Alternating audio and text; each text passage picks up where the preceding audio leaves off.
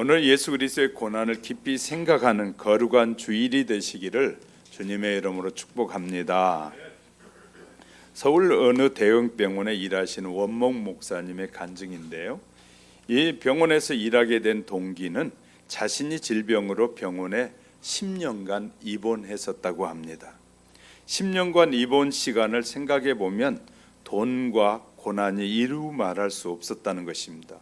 12번을 수술을 하게 됐는데 한 번은 아예 죽어서 시체를 넣는 냉동실이 너무 많이 가득 차가지고 넣을 곳이 없어서 냉동실 바로 앞에 바닥에다 자신을 눕혀놨다는 거예요. 죽었다고 하고 의사들이. 그리고 나서 다음날 아침에 이 시신이 이제 장례 절차가 시작되니까 시신이 나가면 그때 놀려고 보니까 숨을 쉬고 있더라는 거예요. 그래서 그 시신을 놓으려고 했던 그분이 발견해서 다시 회복해서 낫게 됐는데 그날 냉동실이 비어 있었더라면 자기는 죽었을 텐데 냉동실이 꽉 차 있는 바람에 자기가 살아났다. 너무너무 감사해서 그가 신학교 들어가서 교정을 마치고 난 후에 목사가 됐습니다. 그리고 나서 평생 주님께 감사드리는 마음으로 병원에 들어가서 고난과 시련 가운데 있는 환자들을 돌보는 일을 하게 됐다는 것이, 고난받는 환자들에게 늘 위로의 말을 하면서 사역을 하게 됐는데 대수술을 앞두고 걱정하는 환자들에게 기도해 주면서 걱정하지 말아요. 나는 시체실까지 갔다 왔다 오고요. 장기 입원 환자는 짜증을 내면서 막 짜증을 부리면 그때 하는 말이 나는 이 병원에 10년을 입원했었어요. 이런 말 한마디 한마디가 환자들에게 위로가 되고 했다라고 합니다. 자, 인간의 고통은 너무나 잘 아시는, 그러기에 고난 곁에서 우리의 위로자가 되시는 분이 계시는데 바로 우리 주 예수 그리스도시다. 가장 큰 고난을 당하셨기 때문에 가장 큰 고난을 받는 저와 여러분에게 능히 위로자로서의 맡겨진 사명을 잘 하신 분이 예수님이다라는 사실을 기억하시기 바랍니다. 오늘 하나님께서 타락한 인간을 구원하시기 위해서 놀라운 계획을 준비하셨습니다. 그리고 때가 되면 그분을 보내실 것을 수도 없이 이 누구를 통해서, 예언자들 통해서 또 선지자들 통해서 계속해서 말씀해 오셨어요. 그리고 타락한 인간이지만 하나님이 구원하시겠다고 계속 말씀하셨어요. 그 약속을 따라오신 예수님은 말씀하시기를 나는 길이요 진리요 생명이다 라고 말씀하셨습니다. 모든 사람의 결론은 생명인 것이죠. 생명보다 더 중요한 것은 세상에 찾아볼 수가 없기 때문인 것입니다. 구원 즉 영생이란 말인데 바울은 빌립보 감옥에 갇혔을 때 바울을 지키던 간수가 바울에게 이렇게 질문합니다. 내가 어떻게 하여야 구원을 받으리이까? 사도행전 16장 30절, 그때 유명한 말을 31절에서 바울이 하게 됩니다. 주 예수를 믿으라. 그리하면 너와 내 집이 구원을 받으리라. 이때는 아멘 하셔도 됩니다. 성경에서 가장 중요한 주제가 바로 구원인 것이죠. 예수님을 믿음으로 말미암아 주어지는 구원, 생명이신 예수님은 천하에 구원받을 만한 다른 이름을 아무에게도 주신 적이 없다는 것입니다. 예수님은 우리의 죄의 값을 지불하시려고 십자가에 못 박혀서 지금 죽어가고 계신 현장을 저와 여러분 속에서 지금 말씀을 통해서 보고 있는 것입니다. 지금 예수님은 십자가에서 못 박혀 죽어가고 계십니다. 나의 죄 때문에 죄 없으신 예수님이 죽는 가장 큰 험한 고난의 길을 가고 계시는 주님이십니다. 인간의 죄를 용서하시기 위해서 예수님의 고난 곁에는 세 종류의 사람들이 가까이 있었다라는 그 사실을 오늘 본문을 통해서 알 수 있습니다. 십자가의 고난 주위에 있는 사람들을 살펴가는 시간에 우리의 모습이 아닌가, 그들의 모습이 우리의 모습이 아닌지를 다시 한번 깨달아가는 풍성한 은혜가 임하시기를 주님의 이름으로 축복합니다. 첫 번째는 십자가를 옆을 지나가는 사람들이 있었다라는 것이죠. 본문 39절 40절에 보면 지나가는 자들은 자기 머리를 흔들며 예수를 모욕하여 이르되 성전을 헐고 사흘에 짓는 자여 내가 만약 하나님의 아들이거든 자기를 구원하고 십자가에서 내려오라며 십자가에서 고난당하신 예수님을 보면서 지나갔다 그 말이죠. 관심도 없으셨습니다. 한 사람은 지금 극한 고난을 받고 있습니다. 십자가의 고난은 인간적 인생에서 가장 큰 고난 중에 하나입니다. 그런데 그 옆을 지나가고 있습니다. 내 일이 아니라는 말입니다. 다른 사람의 고난은 아무리 아파도 나만 안 아프면 된다라는 생각, 이기적인 생각을 갖는 것이죠. 그래서 그들은 머리를 흔들며 지나가고 있었습니다. 고난당하신 예수님 곁에는 그저 지나가는 사람들이 있었다고 말이죠. 우리의 생명이 되신 예수님 옆을 지나가면서 모욕하는 이들은 지금 지옥에 가 있습니다. 벌벌 끓는 지옥불에서 땅을 치며 울며 울부짖고 있을 것입니다. 내가 그분을 지나갔었어. 그때 그분을 믿었어야 했는데 그 좋은 기회를 내가 놓치고 이 뜨거운 물 속에서 고통을 당하는구나 후회를 하고 있을 것입니다. 혹시 여러분도 생명 되신 예수님을 지나가고 있지는 않습니까? 가족들도 예수님 옆을 지나가고만 있지는 않을까요? 예수님 옆을 지나 지옥으로, 교회 옆을 지나 음부로 가는 이들이 얼마나 많이 있는지 모릅니다. 우리 교회를 지나 많은 사람들이 내려갑니다. 그리고 올라옵니다. 그런데 많은 사람들이 지나가서는 별 의미가 없다는 것이에요. 지나가는 자들은 하나님이 구원하시지 않습니다. 많은 사람들이 예수님 옆을 지나갔다고 말이죠. 여러분, 우리 교회 지나가는 사람인가요? 아니면 뿌리를 내린 사람인가요? 지나가는 사람은 뿌리가 없고 뿌리가 없는 사람은 열매를 맺을 수 없게 될 것입니다. 지나가는 사람은 지나가는 사람일 뿐입니다. 일본 사람이 그린 바보 예수라는 초상화가 있는 거 아십니까? 우리나라보다 한 50년도 앞서서 일본 전체 기독교가 쫙 퍼졌던 때가 있습니다. 우리나라보다 훨씬 앞섰어. 그렇기 때문에 신학이 우리나라보다 한 30년 정도 앞섰다라고 신학자들이 말하고 있어요. 그런데 그 일본 사람들이 그린 바보 예수라는 초상화에는 예수님의 한쪽 눈이 찌그러져 있는 것이었습니다. 예수님은 다른 사람의 고난과 아픔을 보고 눈물을 너무 많이 흘려서 그는 이 그림을 그린 그가 예수님이 한쪽 눈이 찌그러진 눈을 초상화 속에 그려놓은 것입니다. 입술은 쪼글쪼글 말라있게 그렸습니다. 가슴은 앙상하게 말라져 있습니다.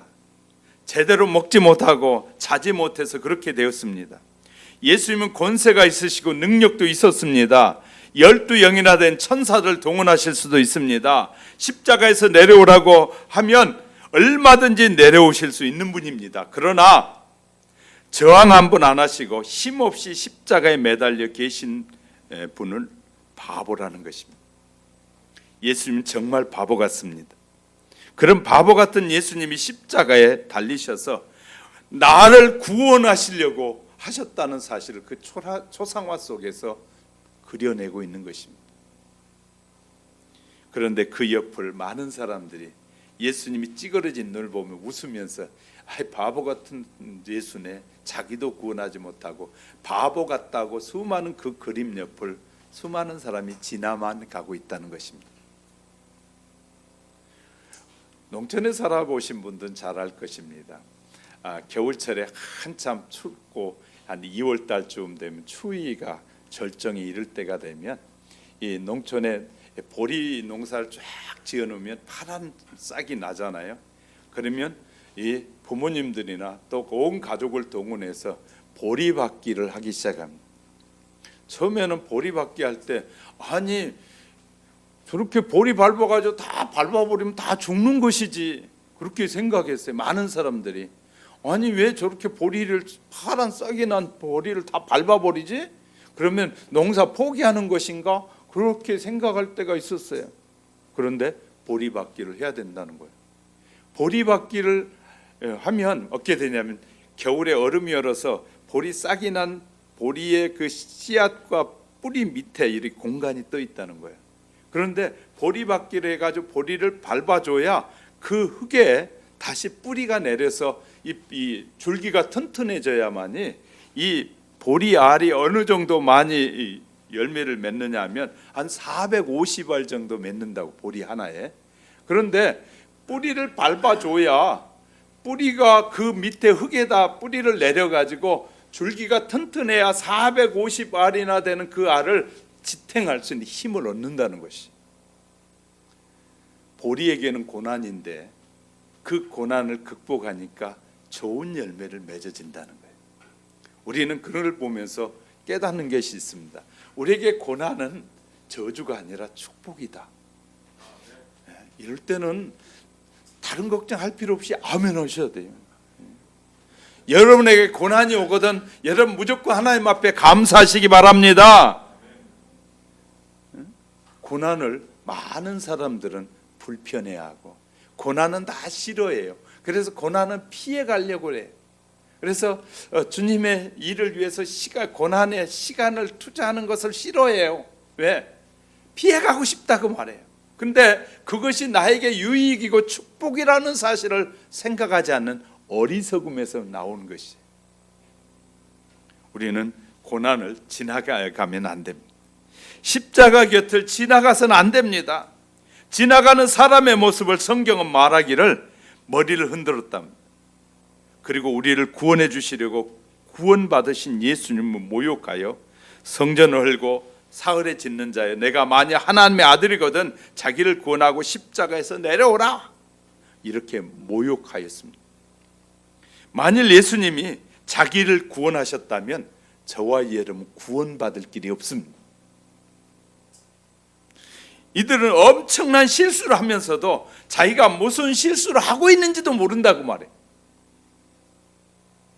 순전히 지나가면서 모욕이 난 사람들이 예수님의 십자가의 곁에 많이 있었다는 사실을 우리에게 말씀해 주고 있어요. 저는요, 여러분이 예수 믿는 것이 엄청난 축복이라고 생각합니다. 내가 예수 믿게 된 것이, 가끔 우리 집사람이 저한테 그래, 당신 못됐다고 그래. 그러면 저 그래, 더 못됐다고 내가 정말 못된 놈이라고. 그럼에도 불구하고 하나님이 나를 일꾼으로 세우신 거 못돼서 세운 것 같아. 여러분은 나보다 훨씬 잘된 사람들 같아. 못된 것이 축복이라는 것을 깨닫고 나면 그런 소리 해도 전혀 불편하지가 않아요. 불편하지가 않아요. 자, 우리는 이 어느 모임이나 어느 단체나 어느 교회나 지나가면서 모욕하는 사람을 좋아하지 않습니다. 지나가면서 욕하면 싫어합니다. 그래서 어떻게 해야 될까요? 그곳에 뿌리를 내리고 그곳에 헌신하고 그곳에 봉사하고 그곳에 일하는 사람을 좋아합니다. 그러므로 주님의 십자가 밑에서 최선을 다하는 우리 하영교회 성도 여러분이 다 되시기를 주님의 이름으로 축복합니다. 두 번째는 예수님을 희롱하는 사람들이 있었습니다. 고난받으신 예수님의 곁에 희롱하는 사람이 있었다. 41절 42절에 그와 같이 대제사장들도, 잘 보세요, 대제사장들도 서기관들도 장로들과 함께 희롱하여 이르되 그가 남은 구원하였으되 자기는 구원할 수 없도다. 그가 이스라엘의 왕이로다. 지금 십자가에서 내려올지어다. 그리하면 우리가 믿겠노라. 그가 하나님을 신뢰하니 하나님이 원하시면 이제 그를 구원하실지라. 그의 말이 나는 하나님의 아들이라 하지 않았느냐? 이렇게 희롱의 말을 합니다. 제사장들과 서기관들과 장로들이 합심하여 희롱했습니다. 이들은 자기들이 희롱을 받아야 할 사람들입니다. 본래 대제사장은 한 명입니다. 대제사장은 세습제, 종신제입니다. 대제사장은 종신제예요. 뭘 잘 모르는 사람들이 교회에도 세상에서 이 CEO들이 자식에게 물려준 거 나쁘다고 하니까 교회 예수를 믿는 사람도 정말 성경을 모르는 그런 어리석은 소리 하는 사람들이 얼마나 많이 있는지 모릅니다. 교회를 늘 담임하는 그 교회 담임 목사와 함께 하는 사람이 얼마나 그 교회를 잘 알겠습니까? 알지도 못하는 사람들이 교회도 뭐 그런 거 하면 예수민 반기독교 단체들이 그 따위 소리 하고 있어요. 성경을 좀 읽어보고 하나님을 믿으면 그 말을 할 수 있는지 보라고 말이에요. 정말 이 속상할 때가 많아요. 왜? 믿는 사람들이 제대로 성경을 안 읽어봤기 때문에 그런 소리 하는 거거든요. 세상은 그래도 우리는 하나님의 말씀이 우리에게 전적으로 대한민국 헌법보다 저는 하나님의 말씀을 더 믿어야 된다고 봐요. 하나님의 자녀라면. 대한민국 헌법 맨날 바뀌잖아요. 저희들 기분에 따라 바꾸잖아요. 하나님의 말씀은 단 한 번도 변개된 적이 없어요. 영원토록 계속된 말씀이거든요. 아버지 대제사장이 하나님의 부르심을 받으면 아들이 대제사장으로 물려받습니다. 세습입니다. 성경은. 그리고 하나님의 부르심을 받아 하나님의 나라에 가기까지 대제사장입니다. 로마 카톨릭이 지금은 종신제로 바뀌었다가 또 바꿨어요. 그래서 교황은 죽을 때까지 죽어야만이 또 교황을 뽑는데 요새는 바꾼다고 자꾸 지금 하고 있어요. 왜? 자꾸 교황하고 싶어가지고. 교황하고 싶은 사람들이 많다 보니까 바꾸자고 하고 있어요. 예수님 당시에 정치적으로 대제사장을 로마 당국이 이용했어요. 어떻게? 이스라엘 백성들이 대제사장을 중심으로 똥돌 뭉쳐있고 대제사장을, 그래서 로마 당국이 이 대제사장이 되고 싶은 사람의 노비를 받아가지고, 교회는 대제사장이 원래는 한 사람뿐인데 여러 사람의 대제사장을 뽑아놓은 거예요. 그래서 성경 뭐라고요? 대제사장들도 여러 명의 대제사장이 있었다라고 성경이 기록하고 있는 거예요.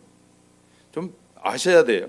이스라엘 백성들이 대제사장을 중심으로 뭉치니까 그랬어요. 물론 돈 주고 팔기도 하고, 로마는 꼭 먹고 알 먹고 그 짓을 한 거예요. 로마가 이스라엘을 점령해 있으면서. 그 사이 대제사장이 많아졌는데 BC 37년부터 AD 26년까지 63년 동안 대제사장이 28번이 바뀌었어요. 63년 동안. 정상적으로 하면 2명이나 3명밖에 못 바뀌어요. 63년이면. 왜냐하면 죽어야 되니까. 그런데 몇 번 바뀌었다고요? 28번. 그건 2년 만에 한 번씩 대제사장 갈아치웠던 거예요. 누가? 로마에서. 그래서 로마가 정치적으로 대제사장을 이용했어요. 그래서 대제사장이라고 이 성경 기록하고 있습니다. 구약에는 대제사장의 말이 나와도 대제사장들이란 말이 없습니다.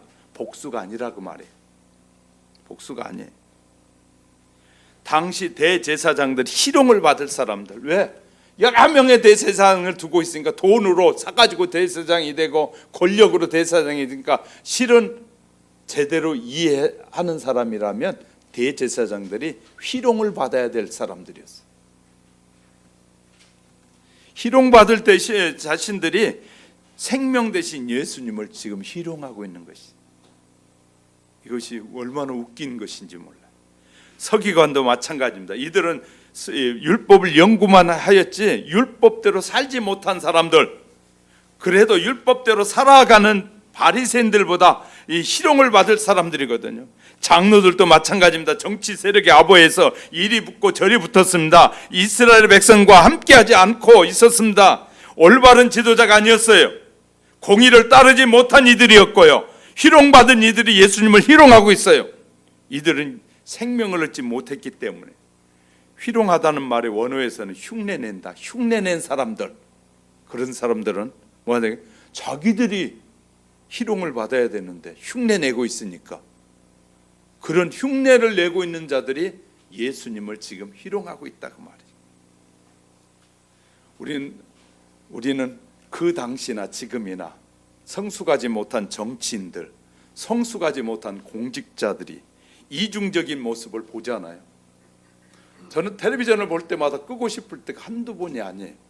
나와서 전 국민에게 2m 거리 두어야 합니다, 마스크 쓰고 다녀야 합니다, 그렇게 말하는 인터뷰하면서 기자회견하면서 지는 쓰지도 않고 지들 옆에 보좌관들 잘 줄줄이 세워놓고 그 짓을 하면서 우리 보고는 2m 뛰고 있는지 자가지고 와서 재겠다고, 이런 못된 놈들이. 예수 제대로 믿는 사람이라면 그들을 향해서 말할 수 있어야 돼. 당신들도 지켜야 됩니다, 말해야 되잖아요. 내가 제대로 못하면 다른 사람에게 말할 힘이 없는 것이에요. 정말 여러분은 이 교회를 보호해야 될 책임이 여러분에게 있습니다. 다른 사람이 교회를, 하영교회를 공격하면 여러분이 나서서 하영교회를 공격하지 못하도록 주님의 교회라고 여러분이 막아야 될 사람입니다. 이걸 잘 모르는 사람들은 그들의 말만 얼마나 따르고 잘하면서 교회를 파괴하는 사람이 된다면 그건 지옥 갈 사람이죠. 우리 잘 하셔야 돼요. 이 교회는 제가 담임 목사라고 저 교회입니까? 여러분이 성도라고 여러분의 교회입니까? 이 교회는 주님의 교회예요. 주님이 십자가에서 못 박혀 피 흘리신 대가로 세워져서 수많은 사람을 구원하기 위해서 세워진 교회예요. 개인의 교회가 아니라. 그럼 누가 보호해야 되겠어요? 그 교회를 성도들이 지켜야죠. 우리의 허물이 부족한 점은 감싸주고 다듬어줘야 되고, 다른 사람들이 공격할 때 공격하지 못하도록 말해야 되고, 당신들이 법이라는 것은 누구에게나 동일한 것이지 누구에게는 특권을 가지고 사는 것이 법이 아니라 말이에요. 그런데 얼마나 많은, 그래서 텔레비전 뉴스 보다가 돌리고 싶을 때 한두 번이 아니에요.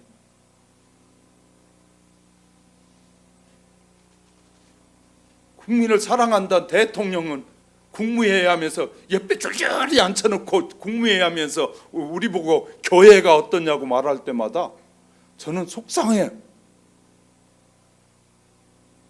우리는 스스로 하고 있는데 왜 자기는 스스로 지키지도 않으면서 남 보고 하는.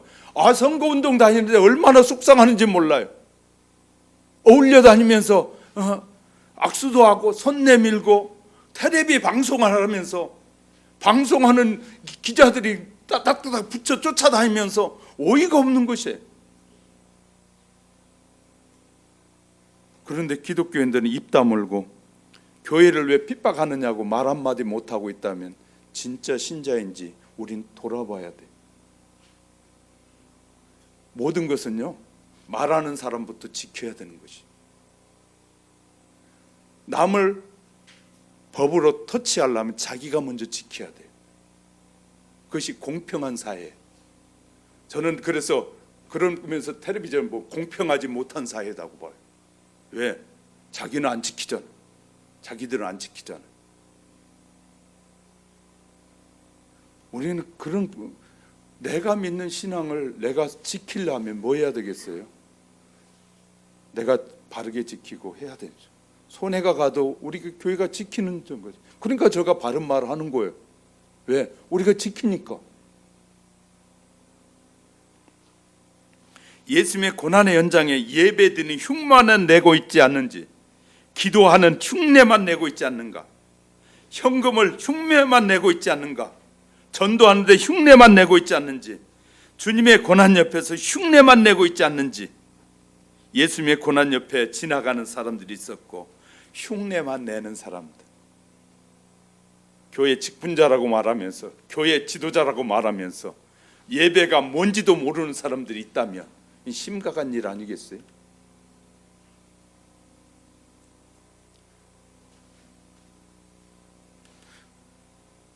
저는 대형교회 많은 목사님들이 예배 안 드린 게 자랑이 아니라고 생각해요. 이렇게 지키면서 적은 인원이라도 예배를 이어가야지 아예 인터넷으로 예배 드리라고요? 그러면 여러분의 마음속에 아이 저 목사님 정말 잘한다라고 생각된다면 여러분 교회 옆을 지나가는 신자일 수 있어요. 하나님은 우리가 드리는 예배를 원하셔요. 마음을 준비해서 교회 그걸 뭐하러 세워놨는데요? 그러면 큰 교회 세워놓고 인터넷 예배 드리려면 예배당 다 없애버려야지. 무슨 예배당이 필요해요? 하나님은 예배당을 그게 멋지게 지게 하셨으면 예배 드리기라고 지게 하셨어요. 어떤 법도 지켜야 되지만 법도 지키면서 예배도 드릴 수 있는 방안을 찾아야죠. 그러니까 우리가 신앙적으로 올바른지 아닌지 자기도 판단하지 못하면서 남에게 막 판단 말한다면 그건 심각한 오류에 빠져 있는 사람들인 거예요. 자, 저와 여러분도 흉내만 내지 않는지 저도 돌아봐요. 내 자신을 돌아보면서 나도 그런 사람 중에 하나인지 아닌지를 살펴본다. 우리 모두 함께 살펴보면서 구원의 축복에서 떠나지 않도록 자기를 믿음으로 지켜가는 지혜로운 우리 하영교회 성도 여러분이 되시기를 주의 이름으로 축복합니다. 세 번째, 깨닫고 돌아보는 사람도 있었다고 말이죠. 예수님 옆에 강도가 십자가에 두 강도가 못 박혔습니다. 왜 예수님 옆에 두 강도를 못 박았을까요? 상징적인 의미가 있어요. 예수님도 강도 같다. 무슨 말인지 이해가 되셨습니까? 저 사람들이 볼 때 강도 같다 그 말, 똑같다 그 말이에요. 강도나 예수님이나 똑같은 취급을 하기 때문에 똑같이 취급하면서 그 강도 옆에다 가운데다 예수님을 못 박은 것이. 우리가 의미를 알면요, 그 가슴이 아플 때가 많아요. 나도 예수님을 매일 십자가에 저렇게 강도처럼 여기면서 못 박고 있지 않는지 돌아보게 돼요.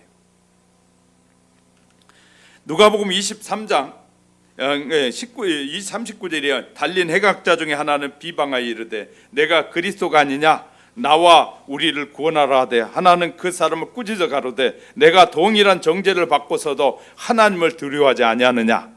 우리는 우리의 행한 일로 상당한 보응을 받는 것이 마땅하지만 이에 당연하다. 그러나 이 사람의 행한 것을 옳지 않는 것이 없느니라. 예수님이 한 것은 이 불법을 행하는 일이 없다 그 말이죠. 그렇게 하고 가로되 예수의 당신의 나라에 임하실 때 나를 기억하소서 하니 예수님께서 이르시되 내가 진실로 내게 이르노니 오늘 나와 함께 낙원에 있으리라.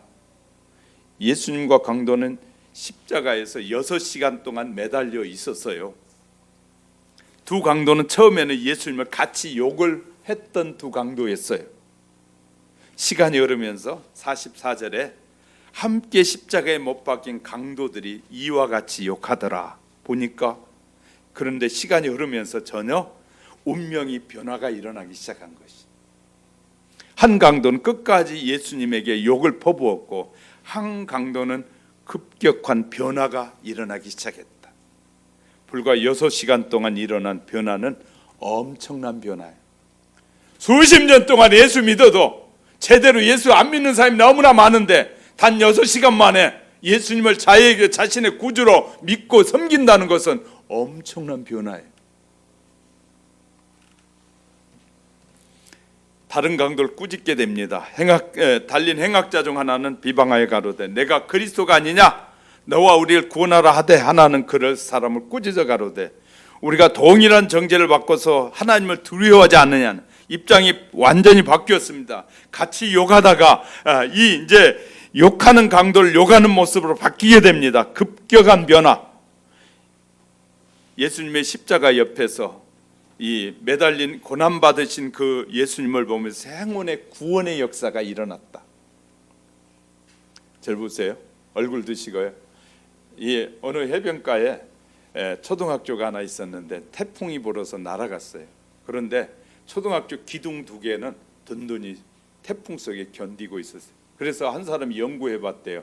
이 기둥을 어디서 이렇게 잘라다가 했는데 이 기둥이 이렇게 든든히 남아 있나 봤더니 그 지역에 나무를 잘랐는데 이 나무는 수많은 태풍을 견뎌낸 나무였어요. 그래서 기둥이 되니까 그 이 태풍 속에서도 그 기둥이 남아 있더라는 것이에요.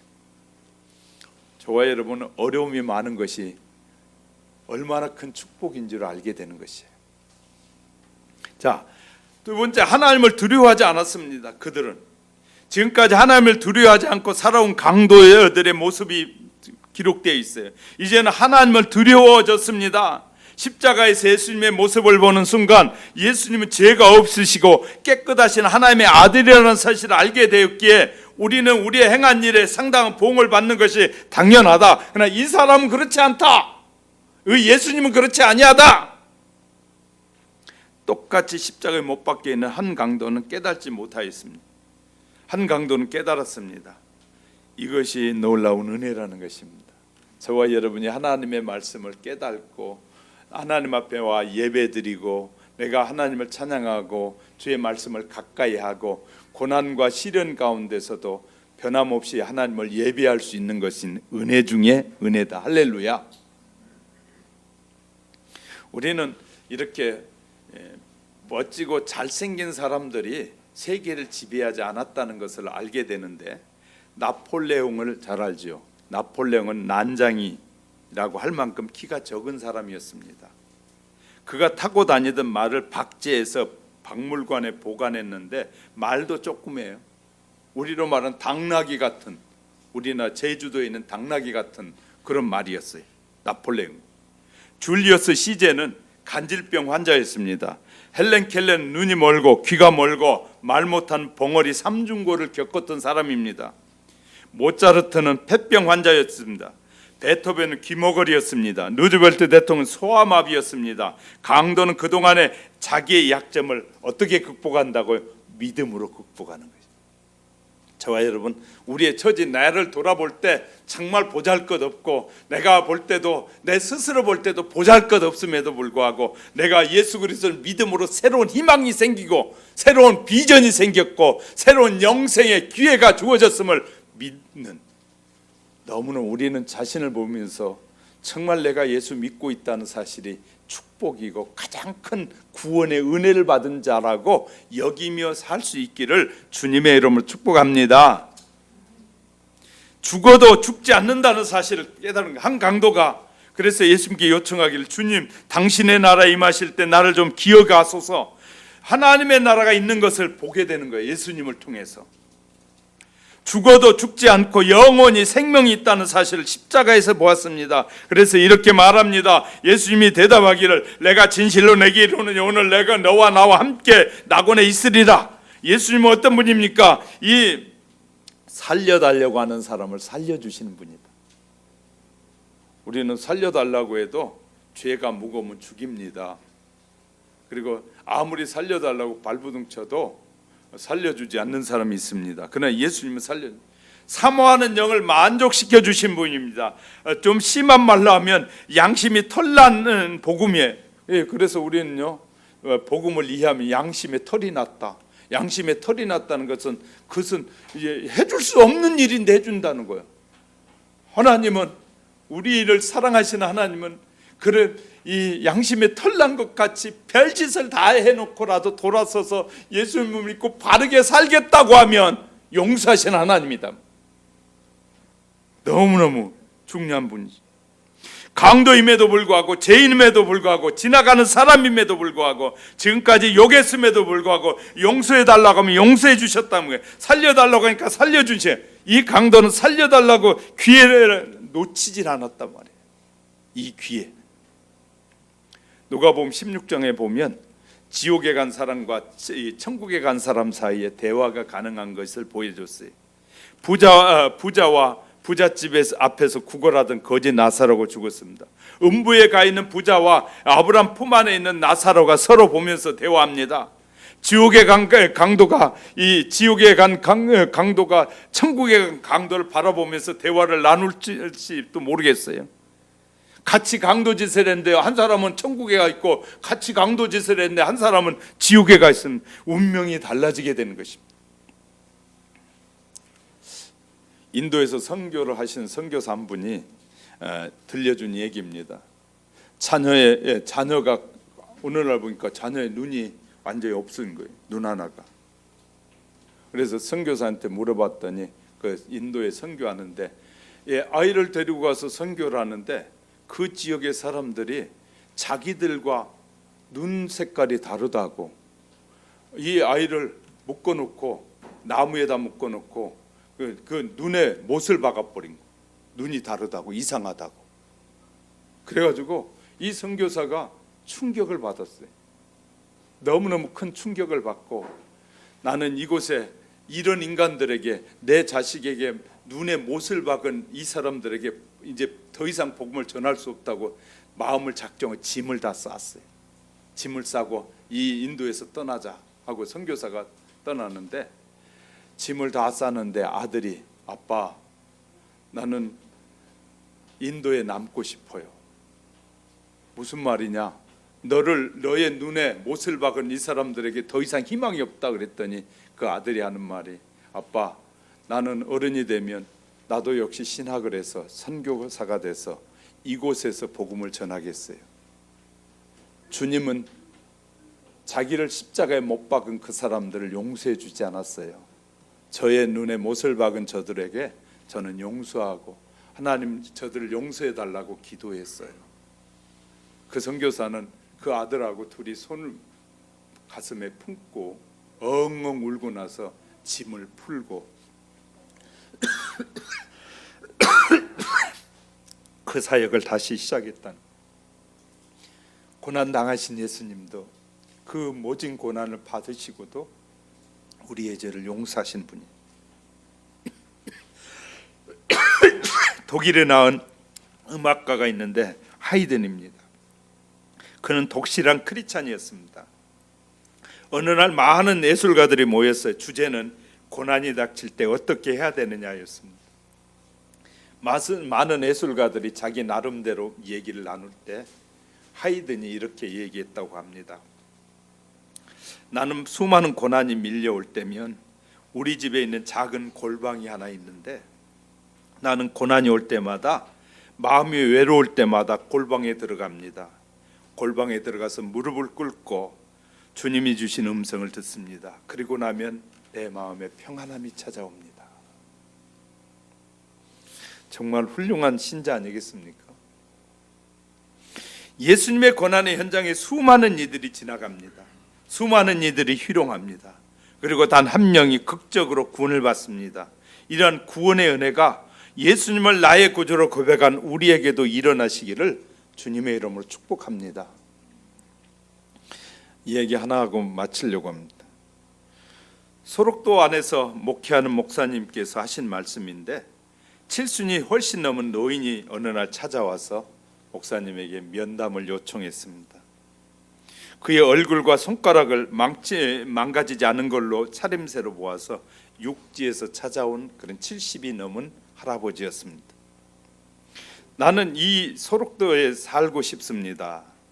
아니, 노인장은 정상으로 보이는데 이곳에 살면 어떡합니까? 이곳에는 이 한센병 환자들만 사는 곳입니다. 그랬더니 그 할아버지가 이 얘기를 이제 하기 시작했는데, 40년 전에 돌아갑니다.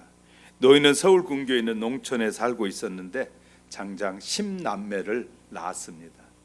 그리고 이 아이가 10명의 아이 중에 막내 아이가 11살 때 한센병, 문둥병이 들게 됐습니다. 그래서 온 동네 사람들이 이제 막내 아들이 문둥병이 들 것을 알게 되자 동네에서 난리가 났습니다. 더 이상 그 동네에 살 수가 없어서 이 아버지는 이제 소록도에 문둥이들만 모여 산다는 소식을 듣고 그 11살 된 아이를 데리고 차를 타고 해서 3일을 걸어서 소록도 앞에 고흥에 도착했습니다.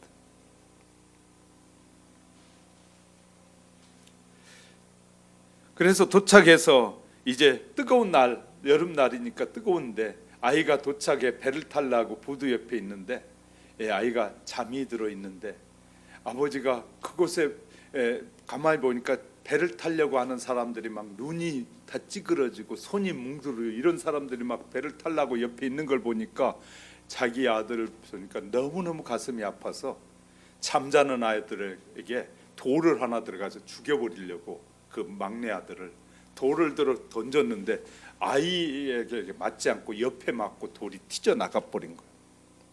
놀래가지고 아이가 자다 말고 깨어났습니다. 아버지는 다시 결단했습니다. 이 아이를 두고 가자니 너무 가슴 아프고 저들을 저렇게 문드러지는 이 문둥병자 환자를 보니까 아들을 두고 갈 수가 없어서 아이들을 가슴에 안고 11살짜리 안고 야, 네 나하고 죽자 하고 아버지가 이 아이를 안고 물속으로 들어갔습니다. 물속에 들어갔는데 아버지 허리가 차니까 아이가 이제 막 물이 입에 자꾸 들어오니까 막 소리 듣는다. 아빠 나만 나가 문둥병이 들었지 아버지는 문둥병이 든 거 아니잖아요. 나만 죽으면 되지 왜 아버지가 죽어요? 형과 누나들이 다 아빠만 기다리고 있는데 아버지 죽으면 어떡해요? 나만 내 두고 가요 하고 막 아이가 막 소리를 지르는 바람에 다시 바다에 빠져 들어가 죽으려고 들어갔다가 나왔어요. 아이를 그러고 다투는 사이에 그 시간에 맞춰서 들어가는 배가 들어가 버려서 아이를 그곳에 놔두고 돌아왔어요. 돌아와가지고 9명의 아이들을 부지런히 어려운 가정에서 농사를 지어가지고 9명의 아이들을 자녀들 다 대학에 보내고 결혼까지 시켰다고. 다 결혼시켜놓고 이제 낳는데 살만하니까 자기 아내가 질병으로 죽게 됐어요. 죽게 되니까 이제 혼자 이 마을 근교니까 그 마을에 혼자 이제 집에 외롭게 살게 되니까 큰 아들이 얼마 지나지 않은 며느리하고 전화 연락이 왔는데 아버님 우리가 아파트 사는데 버거우니까 팔아가지고 우리 아파트 같이 사가지고 이제 아버님 모시고 살 테니까 외롭게 혼자 살지 말고 같이 삽시다 그러더라고요. 그래서 너무 그 말이 고마워서 그 시골에 다 팔아가지고 이 아들의 돈과 함께 아파트를 같이 샀대요.